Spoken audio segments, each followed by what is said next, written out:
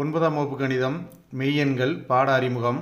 மெய்யெண்கள் என்ற பாடத்தில் எண்களை பற்றி தான் படிக்கப் போகிறோம். கிமு 2000ஆம் ஆண்டில் மாய நாகரிகத்தில் எண்களை 20 20ஆக பிரித்து எண்ணும் 20ஐ அடிப்படையாக கொண்ட எண்முறையை அவர்கள் கற்றிருந்தனர்.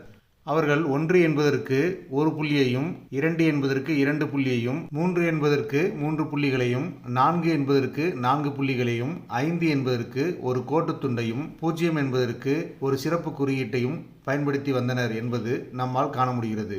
ஆனால் பாபிலோனியர்கள் 1 என்பதற்கு சிங்கத்தையும், 2 என்பதற்கு கழுகையும், 3 என்பதற்கு பூவையும், 4 என்பதற்கு புலியையும் வரைந்து காட்டினர். அதே காலகட்டத்தில் எகிப்தில் ரோமானியர்கள் கோடுகள், வளைந்த கோடுகள் மூலம் எழுதக்கூடிய ரோம எண்களை கண்டுபிடித்தனர். இன்றும் நாம் அந்த ரோம எண்களை பயன்படுத்தி கொண்டிருக்கிறோம் என்பது உங்களுக்கு தெரியும். அவர்கள் அப்போது கண்டுபிடித்த ரோம எண்களில் 20 வரையிலான எண்கள் மட்டுமே இருந்தது.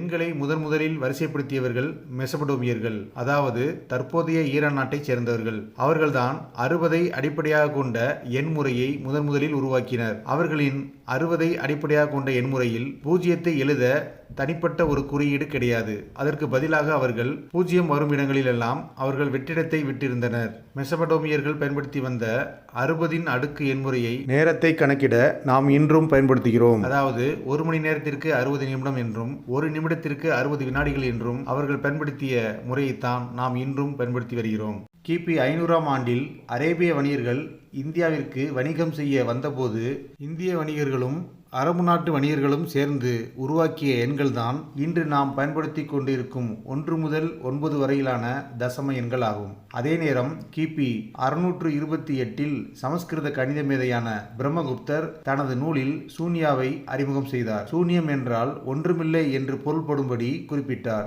கிபி 780இல் பிறந்த அரபு நாட்டு கணித மேதை அல்-குவாரிஸ்மி இந்தியா வந்தபோது இங்குள்ள எண்முறைகளை பற்றி அவருடைய புத்தகத்தில் குறிப்பிட்டிருந்தார். அவர் 0ஐ சிஃபர் என்று குறிப்பிட்டிருந்தார். இவர் எழுதிய புத்தகம் பிற்காலத்தில் ஐரோப்பா வரை சென்று லியோனார்டோ ஃபிபனாக்கி 0ஐ கண்டுபிடிக்க உதவியது.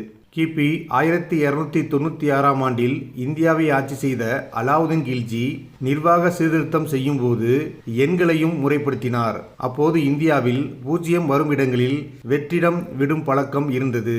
இந்த வெற்றிடம் விடுவதால் ஏற்படும் குழப்பத்தை தீர்க்க அலாவுதீன் கில்ஜி வெற்றிடம் வரும் இடங்களில் சிறிய வட்டத்தை வரையுமாறு பிரகடனப்படுத்தினார். அதன் பிறகுதான் இந்தியாவில் 10, 20, 30, 100, 1000, 10,000 போன்ற எண்களை இதேபோன்று நாம் எழுதி வருகிறோம்.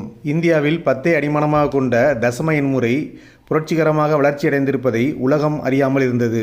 கிபி 1585இல் தான் பெல்ஜியம் நாட்டைச் சேர்ந்த கணித மேதை சைமன் ஸ்டெவின் தசம முறையின் அனைத்து எண்முறைகளையும் வரிசைப்படுத்தி அதன் முதல் பாடநூலான லா டெசிமே என்ற நூலை எழுதி வெளியிட்டார். லா டெசிமே என்றால் 10இன் மடங்குகளின் கலை என்று பொருள்படும். இதன் பிறகுதான் உலகம் 10 அடிமான எண்களை அறிய ஆரம்பித்தது.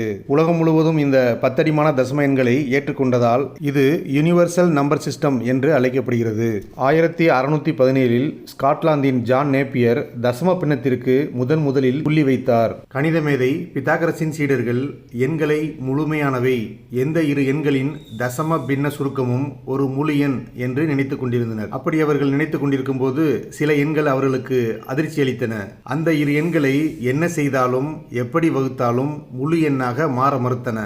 அந்த எண்களின் தசம பின்ன சுருக்கம் முடிவுறாமல் வளர்ந்து கொண்டே போனது. அது அப்படி எந்த எண்கள் என்று நீங்கள் கேட்டால் அதுதான் இன்று நாம் இந்த 9ஆம் வகுப்பு பாடத்தில் படிக்கப் போகும் விகிதமுறா எண்கள். ஆனால் அன்று பித்தாகரஸ்வாதிகளுக்கு அந்த எண்கள் பற்றி தெரிந்திருக்கவில்லை. 22/7, √2, √3, √5 இது போன்ற எண்களைத்தான் நாம் விகிதமுறா எண்கள் என்று அழைக்கிறோம். அரபு நாட்டு கணித மேதை அல்-குவாரிஸ்மி இந்த எண்களை அடையாளம் கண்டு இந்த எண்களுக்கு சர்டஸ் என்று பெயரிட்டார். இந்த எண்களை அல்-குவாரிஸ்மி காது கேளாத எண்கள், இன்ஆடியபிள் நம்பர் என்று அழைத்தார். கணிதத்தில் ஒரு மூலத்தை விகிதமுறு எண்ணாக எழுத இயலவில்லை எனில் அது விகிதமுறா எண் அல்லது முருடு என்று அழைக்கப்படும்.